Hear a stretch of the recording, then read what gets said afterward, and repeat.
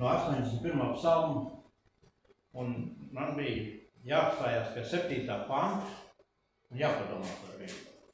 Nevēl es sacīju šodien, varbūt mājās jūs arī variet vēl izlasīt šo 81. psalmu.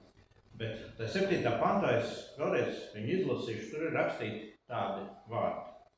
Viņa kamiešiem es esmu atņēmis nastu, viņa rokas ir brīvas kļuvušas no nesamiem groziem.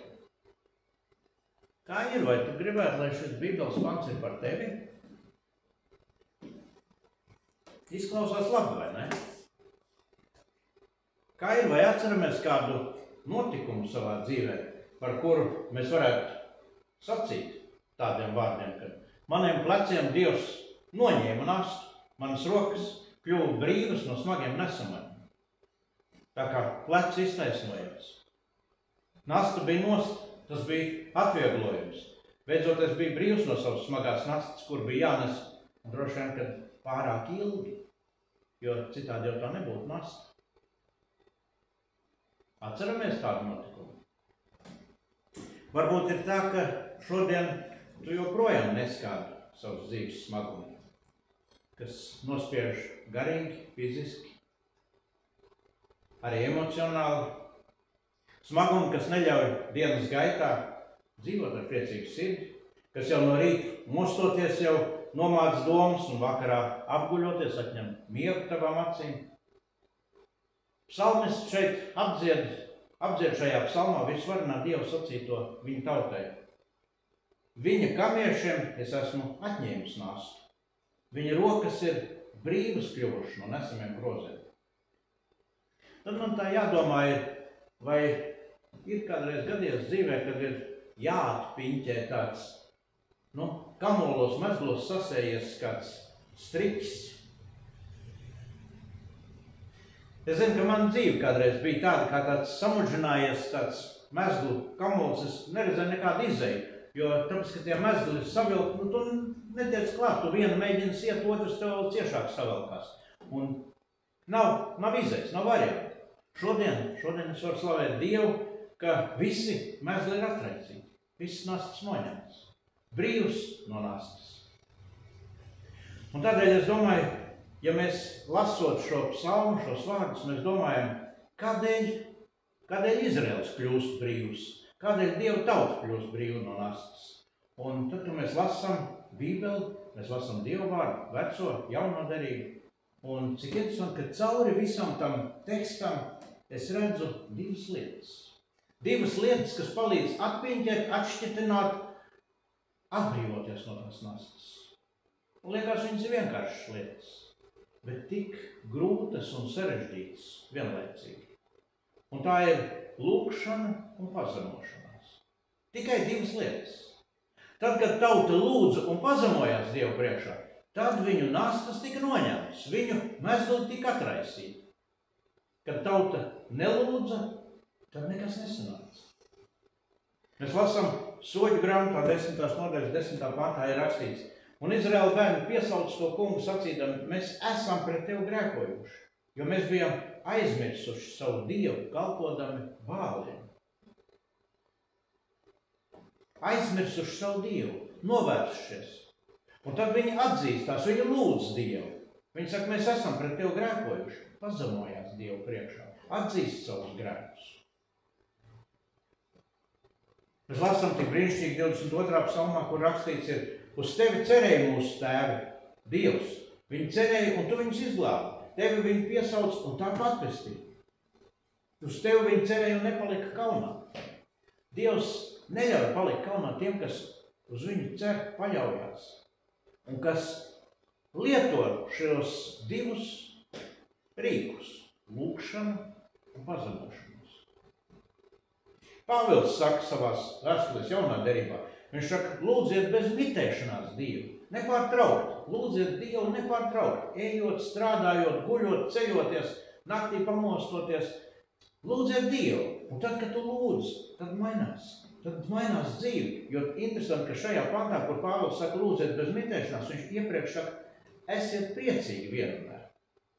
Tad viņš saka, kā būt vienmēr priecīgiem. Lūdziet bez mitēšanās Dievu, un jūs būsiet vienmēr priecīgi. Mēs zinām, kad mēs lasām cauri un cauri Bībelē.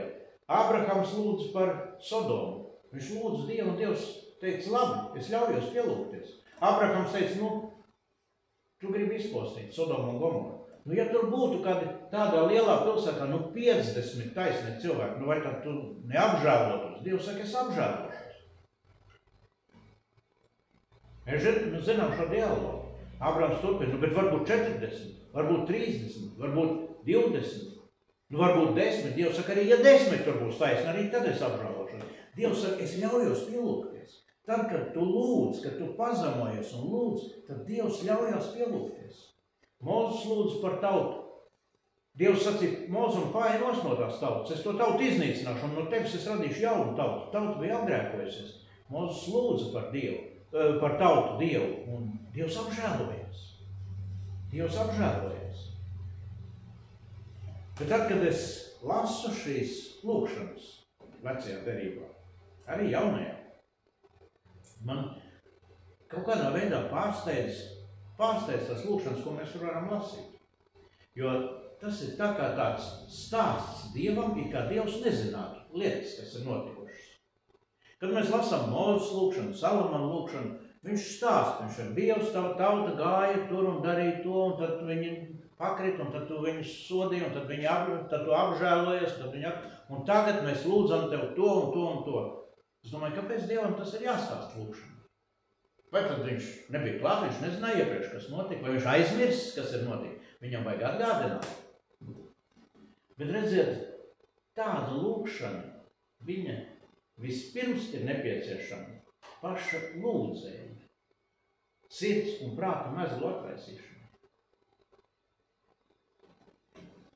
Jo dzīves situāciju mezgli visciešāk savelkās tieši tad, kad apstākļi kļūst mūsu prātam neatrisināmi.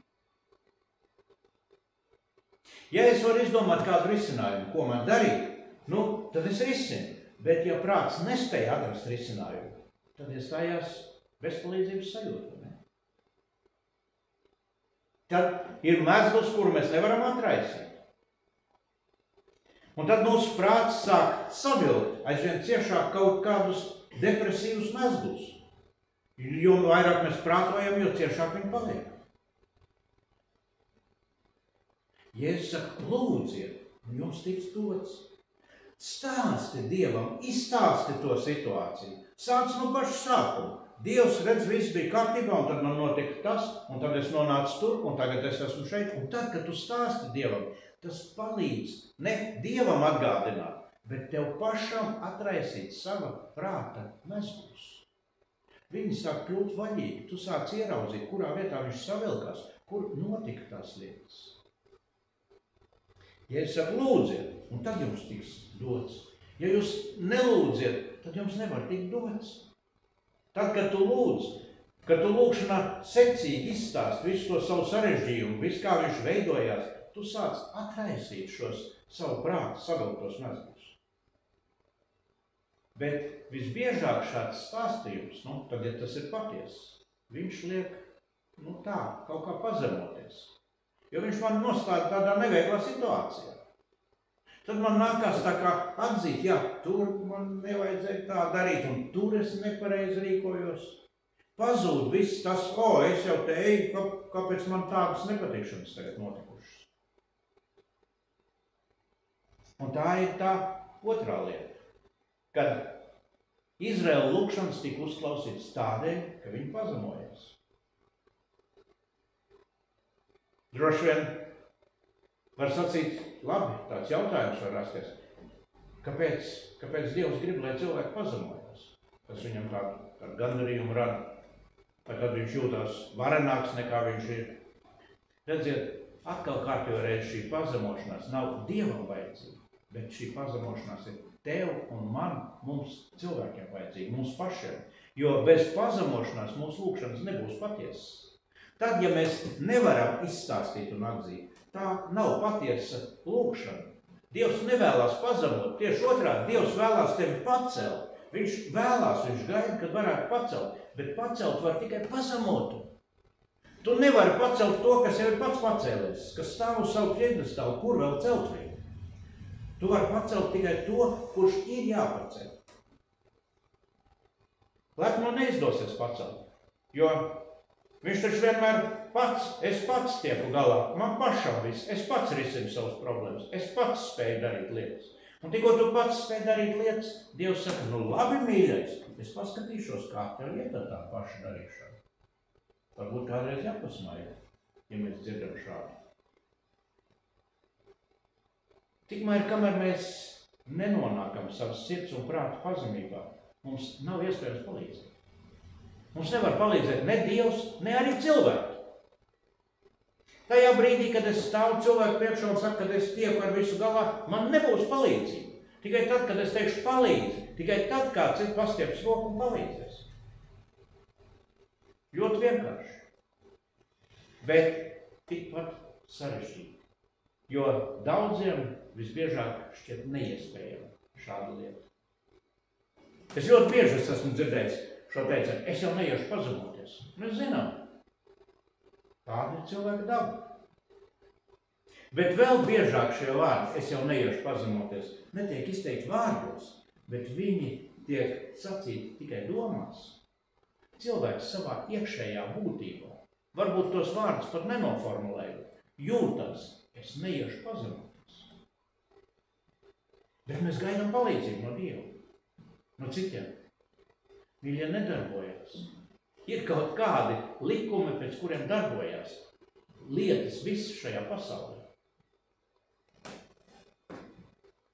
Darbojas gravitācija, darbojas tumsa un gaisma, darbojas visi tie likumi, uz kuriem šī pasaule ir uzbūvēta un balstīta. Un tieši tāpatās arī šie dievišķie likumi, kuri strādā neredzamajā pasaulē, tieši tāpat viņi darbojas.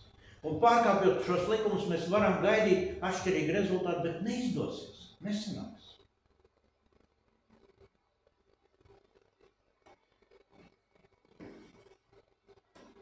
Tad, ja mēs savās domās jūtamies šajā, es jau neiešu pazemoties, pat nepasakot to vārdos, tad mēs sasaistam savu sirdi, savu prātu, ciešos un neatraisāmos mezglos. Tieši ar šo. Mēs zinām šo Bībeles stāstu, kad pravieti Jona Dievs sūtīja uz Ninivu, sūtīja pie tautas, kas pārdarīja Dieva tautai, bet Dievam bija žēl šīs tautas, un viņš sūtīja pravieti. Viņš teica, atgriezieties no grēkiem. Un mēs zinām, kas notika. Tur ķēniņš izdeva pavēli, ka visiem cilvēkiem, pat arī lopiem, bija jātērpjas maisu drēbēs, lai nožēlotu grēkus. Un Dievs apžēlojās. Kad viņi pazemojās Dievu priekšā šī tauta, kura pat nebija Dieva izredzētā, kā tajā laikā domāja Izraela vienīgā tauta un pārējie visi pagāni, tie tikai iznīcinām. Nē, arī par to Dievs iežēlojas, arī par to pagānu tautu, kura nebija tajā laikā vēl pirms Kristus glābjošā upura. Vienalga Dievs teica, man ir žēl šīs tautas, jo viņi pazemojās. Un tad, ja mēs domājam, kādēļ Dieva izredzētās tautas, kādēļ Izraēla lūgšanas netika uzklausītas? Jā, pazemības trūkums, bet viņi lūdza par netaisnību sirdī. Viņi meklēja palīdzību pie citiem, bet lūdza, it kā Dievam. Dievs palīdz, bet mēs te sakārtosim ar eģiptiešiem, mēs ar tiem tur izveidosim koalīciju, tad mums būs tāds karaspēks, mēs varēsim asīriešus uzvarēt. Dievs palīdz mums, bet paši jau ir izdomājuši visas lietas. Faktiski Dievs priekšam, tu mums esi vajadzīgs, bet ja jālūdz, tad mēs palūksim tev. Dievs saka, labi, dariet, cīnieties, es paskatīšos, un tad neizdodas. Viņi tiek sakauti. Dievs saka savai tautai, viņš saka, cita Dieva tev nedrīkst būt. Tev nebūs pielūgts svešs Dievs.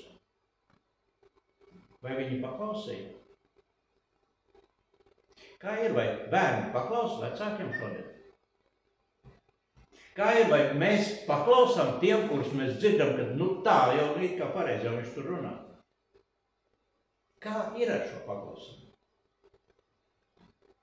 Redziet, tad, kad tauta nepaklausīja, mēs lasām, ko Jeremija saka pravietis. Viņš saka, un tas kungs man sacīja, tu neaizlūdz par šo tautu, lai tev labi klātos. Es neuzklausīšu viņu piesaukšanu. Es neuzklausīšu, kad tie man atnesīs dedzināmos upurus, ēdamos upurus. Es tos nepieņemu ar laipnību. Dievs saka caur savu pravietu. Es negribu to pieņemt. Vēl vairāk Dievs saka, jebšā arī Mūzes un Samuēls nostātos manā priekšā. Man sirds nepiegriežtos šai tautai. Raid tos projām no man vajag, lai viņi iet. Kāpēc? Tāpēc, ka tauta pati bija izdomājusi savu ceļu. Tauta pati gāja un meklēja sautīgus, sev izdarīgus mērķus. Nedomājot, nesaskaņojot, kā tas ir ar Dievu prātu. Jākab vēstulē mēs lasām šos vārdus, kurus mēs šad un tad citējam. Jūs lūdzat un nedabūjat, tāpēc, kā ar ļaunām sirdīm lūdzat, lai to šķiestu savās kārībās. Nereti ir nācies būt kopā ar ļaudīm, kam ir problēmas, kas netiek galā un vajag lūgt. Un tad es saku, lūgsim. Un tad cik interesanti, kad es dzirdu, ka šī lūgšana nav par šī cilvēka problēmām. Es nezinu, kādēļ tas, kurš atnāk un saka, ka man ir tāda un tāda problēma, viņš lūdz, Dievs izglāb manu brāļa dēlu. Viņš lūdz, izglāb manu mazdēlu, izglāb manu tēvu vai māti. Bet tu taču nāci tikko ar savu vajadzību. Man šķiet tik savādi tas. Es parasti neuzdodu šo jautājumu. Es domāju, cilvēki tā ir viņa paša izvēle. Bet liekas, ja tu nāc pie Dieva, kāpēc tu nestāsti? Man notika tas un tas, man vajadzētu to un to, es nezinu, kā tiek galā ar šo un šo. Dievs, palīdz, lai tas mans tur otrās pakāpes brālēns varētu tikt izglābts. Kāpēc? Tāpēc, ka cilvēks negrib pazemoties. Es pats tikšu galā, Dievs, tu par to parūpējies. Un tad mēs sakam, kāpēc Dievs neklausa manu lūgšanu? Es taču lūdzu. Ko tu lūdzi? Kāda bija tev lūgšana? Vai tu izstāstīji? Vai tu atzinies? Vai tu nāc pie viņa ar patiesu lūgšanu? Nepazemojies savā sirdī. Un tad ir jautājums, par ko man jācieš? Par ko man tādas ciešanas? Varbūt tieši šī pazemības trūkuma dēļ. Varbūt tieši tādēļ, ka tu pats esi sevi uzcēlis uz savus dzīves piedestālu, un tad tiec arī galā. Tad kur ir problēma?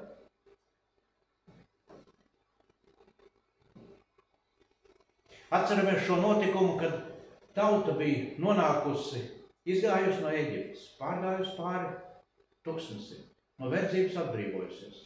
Dievs izveda viņus, nonākusi pie apsolītās zemes robežām. Un tad tur kāda atnāk un saka, izlūk, oi, tur ir laiki spēcīgie karavīri, tur mums briesmas būs, mums bērni būs pa galām, viņi mūs sakaus. Un tauta sāk raudāt, vai dieniņās ejam apakaļ uz Eģipti. Un tad mums saka, jūs ko vairs Dievam necēt? Šitā, labi, tad mēs iesim un bruksim virsū, tad gan mēs sakausim. Mums saka, neiet, Dievs vairs nav ar jums, jūs jau esiet jau Dievu apbēdinājuši. Tagad būtu laiks lūgt, nožēlot. Nē, mēs iesim un iekarosim. Mums saka, ko jūs dariet? Protams, viss tik sakauti. Mūsu teica, saka viņiem, necelieties, nekarojiet, es vairs neesmu jūsu vidū, Dievs saka. Tauta nepaklausīja. Šī dienas man tēmu esmu licis kā atbrīvots no smagas nastas. Kas tad ir jādara tiem, kas vēlas kļūt brīvi no savām nastām? Kas ir jādara man, kas jādara tev, ja tu gribi būt brīvs no savām nastām? Kas? Lūdzu. Izstāsti Dievam situāciju, izstāsti pats sev šo situāciju. Savirknē vārdos, domās, teikumos izstāsti, kur tu esi nonācis, kāpēc, kā tas sākās, kā tas tālāk eskalējās un kā tas noslēdzās. Un tad pazemojies. Nelūkojies uz to, ko par tevi padomās citi. Jā, ko viņi sacīs, ka es aizgāju uz baznīcu, kā tu kaimiņi redzēs, ka es tur eju iekšā. Es atceros, kādreiz man tieši tas pats bija. Tad, kad es nācu tikko pie Dieva, es sapratu, man cita ceļa nav, jānāk ir uz baznīcu. Un tad mašīnai tumšs logi bija, toliek arī no priekšējos logus drīkstēja ēnot. Tagad viņiem jābūt gaišiem. Tad neviens nezin, kas tajā mašīnā piebraucis, paskatījos. Un tad pa durvīm tā iekšā, vai neviens neredzēja uz Dievs, ka es baznīcā iegāju? Pazemošanās. Nelūkojies uz to, ko par tevi domās citi. Kāda starpība? Viņi dzīvo savu dzīvi. Ja tu vēlies, lai Dievs tevi svētī, tad pazemojies. Lūdz un pazemojies. Lūkšanā, kurā es tikai tu un Dievs, vienalga, tur var apkārt 1000 būt, bet nav starpība. Tu runā ar Dievu. Tad nelūkojies vairs uz to, ko citi teiks, kā citis dzirdēs, ko viņi spriedīs, vai tas viņam neliksies smieklīgi, ko es pasaku. Es nemāku tā lūgt Dievs, nu tad es laikam tevi nelūkšu šoreiz. Lūkšana un pazemošanās. Ļoti vienkārši, 2 līdzekļi, bet nespējam viņus lietot. Kādēļ? Bet tad, ja mēs lietojam šo lūkšanu un pazemošanos Dievu priekšā, cik interesanti, tā ir patiesība, kura jau 2000 gadus viņa ir absolūti nemainīga. Lūdz un pazemojies, Dievs atbildēs. 2000 gadus visā pasaulē šī vēsts skan, viņa darbojas, cilvēki liecina, kas ir varējuši un darījuši to, saka, jā, Dievs tiešām atbild. Bet tad, kad mēs lūdzam, ja mēs pazemojamies Dievu priekšā, tad mēs saņemam žēlastību. Jēzu Kristu. Vēstulē romiešiem Pāvils saka, 10. nodaļas 11. pantā, viņš saka, neviens, kas uz Dievu paļaujas, nepaliks kaunā. Neviens. Ja tu patiešām no visas sirds, ar visu sirds patiesību, ar visu savas sirds lūkšanu nāks viņu priekšā, tu nepaliksi kaunā. Un ja tevi nospiež kāda smaga nasta, atdod sevi Jēzu. Jā, jūs nepārklausieties. Es neteicu atdod nastu Jēzu. Es teicu atdod sevi Jēzu. Un tā ir milzīga starpība. Visbiežāk cilvēki nāk, es tā kā tādu piemēru redzu, nāk ar kādu smagu maisu rokā, un tad es nāku un saku, Jēzu, paņem to maisu no manis. Un viņš neņem, un paņem to maisu. Vai es nāku pie Jēzus un saku, Jēzu, es darīšu visu to, ko tu saki. Ar maisu vai bez maisu. Es gribu būt tavs pilnībā. Es gribu būt tavs bērns. Tad Jēzus saka, labi, es tevi pieņemu par savu bērnu. Es paņemšu arī to maisu no tevis mūs, arī to, un arī vēl kaut ko. Dievs saka, es tās pārējās lietas, es parūpēšos par tām, ja tu esi mans bērns. Bet tad, ja es saku, nē, Dievs, es negribu būt tavs bērns, bet to maisiņu gan paņem no manis. Un tad mēs bieži sakam, kāpēc? Dievs, tu neklausi, es taču tev lūdzu. Es atceramies šo līdzību, kur nāca kāda sieva pie Jēzus, kurš dziedināja vienu, dziedināja otru rokā. Viņa saka, Jēzus, dziedina manu meitu. Tur tāda vārda, kur liekas, vai tiešām Jēzus tos teica. Viņš saka, es neesmu pie jums nācis, es esmu nācis pie savas izredzētās tautas. Un vai tad bērniem maizi atņem un sunīšiem zem galdu met? Nu tā, ļoti vienkārši. Vai tu gribi tikai saņemt to, kas tev traucē, tikai atbrīvoties no tā, un tad tu atkal tālāk pats varēsi dzīvot un pats sevi noteikti savu dzīvi? Vai tu gribi sevi atdot Jēzum, lai viņš nosaka, kā tu dzīvosi? Ko tu darīsi? Tad viņš parūpēsies par tām pārējām lietām, par tām, kas tev ir smagas, kas tev nospiež, kas tev sasaist. Tad viņš atraisīs tos naizgus. Ja tevi nospiež kādu nastu, atdod sevi Jēzu. Un tad atlaid šo nastu no savu prātu. Interesanti, ka Jēzus tad, kad bija šeit virs zemes, viņš atkal un atkal gāja prom no cilvēkiem, lai lūgtu Dievu. Lūgšana. Bez lūgšanas nav iespējams. Bez kontakta un komunikācijas ar Dievu nav iespējams dzīvot šo dzīvi Dievu tuvumā. Tas ir neiespējami. Tāpēc, ka jebkurā brīdī būs atkal klāt šīs pasaules problēmas, sātana kārdinājumi, būs cilvēciskie apstākļi, būs vēl kaut kas un vēl kaut kas, kas mūs aizvedīs projām no Dieva. Bet caur lūkšanu izmainās sirds un atbrīvojās prāts. Un tad ienāk miers un ienāk brīvība. 27. psalmā mēs lasām, es esmu pilns paļāvības, jo redz tā kunga laipnība dzīvo zemē. Esi droša un stipra mana sirds un gaidi uz to kungu. Un vēl kāds tāds mazs noslēpums. Lūkšana un pazemošanās veido uzticēšanos, rada paļāvību un vairo ticību. Bieži mēs varam sacīt, ka Kāpēc man pietrūkst ticība? Kāpēc es nevaru uzticēties? Kāpēc man šķiet, kāpēc man jābīstās, jābūt nemierīgam? Kas notiks, kā es tikšu galā, vai tur kaut kādi apstākļi neuzbruks atkal manā dzīvē vai vēl kaut kur? Pietrūkst ticība. Lūkšana un pazemošanās vairo šo ticību un uzticēšanos, vairo paļāvību. Un līdz ar to sirdī ienāk miers, ja es zinu, ka es varu uzticēties, es esmu Dieva rokās visu ielicis, un man absolūti neuztrauc par to, kas notiks ar mantu, īpašumiem, sociālo stāvokli, ar manu ēšanu, apģērbu, ar maniem bērniem. Es esmu Dieva rokās to visu ielicis. Es lūdzu par to, es daru to labāko, ko es varu, bet Dieva rokās es esmu ielicis. Tad sirdī un prātā ienāk miers.